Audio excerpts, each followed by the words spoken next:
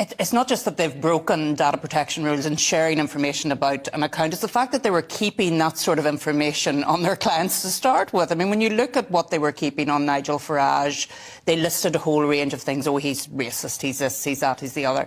Why are banks keeping that sort of information? I mean, they are not NGOs. They are there, allegedly, to look after our money and to keep it safe for us. But it also goes not just to banks, but much wider. There are many organisations now that are actually way beyond their remit, and they're taking in, they're saying, in an effort to be inclusive, we need to do this and we need to do that. And actually, they're turning inclusion on its head, because if you don't agree with their views, you're out.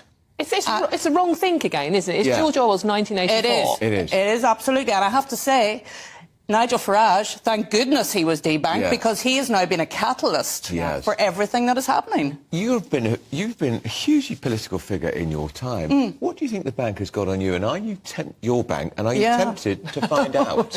I am, but I'm afraid what I might find. And I think a lot of people are thinking the same. I've never had a difficulty with my bank, thank goodness, but there are many, many ordinary people now that are coming forward, and I think this is why Nigel is starting this campaign, setting up this website, so that people can come forward and say, I was debanked, couldn't understand why, but because I'm just an ordinary person, what could I do about it? Do you think there would be unanimity on this issue? It's not a political issue, it's not party political, but on yesterday the Labour Party had 3 different positions. So Nick Thomas-Symonds, he's the Shadow Business Development Secretary, said, well, you know, if only they'd been more proactive about condemning other companies, such as the companies that run the Felixstowe docks. Then you had Keir Starmer reluctantly saying Nigel Starmer had been badly treated.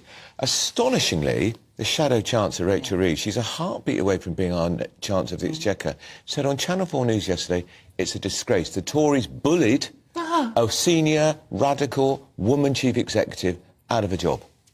I couldn't believe what Rachel Reeves said yesterday, actually. I just found it incredible that she was turning it into a gender issue. And that if Alison Rose had been a man, they wouldn't have bullied her in that fashion. I mean, frankly, as a female who has been in a political position, I find that quite offensive, actually.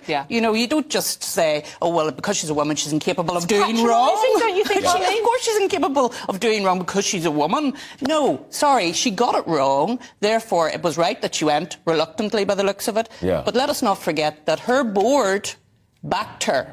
Her board backed her. So do you think, Arlene, now that our chairman, Sir Howard Davis, who was due to retire next week, who said, you know, he backed her, done nothing wrong. Next year.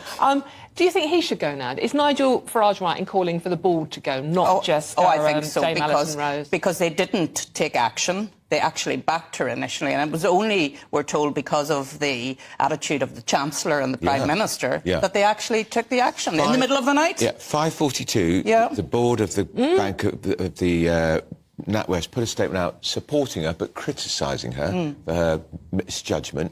She broke banking laws.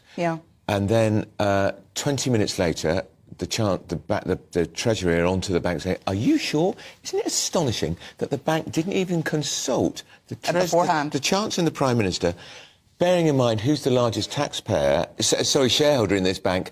We, the taxpayer. 39% of the shares are owned by us. They didn't even consult them as to whether Alison Rose could keep her job. And let's not forget who this lady is. She was on the Prime Minister's Business Council. She has been a very powerful person, not just in banking, but seen as somebody who, you know, has broken through the glass ceiling and has done.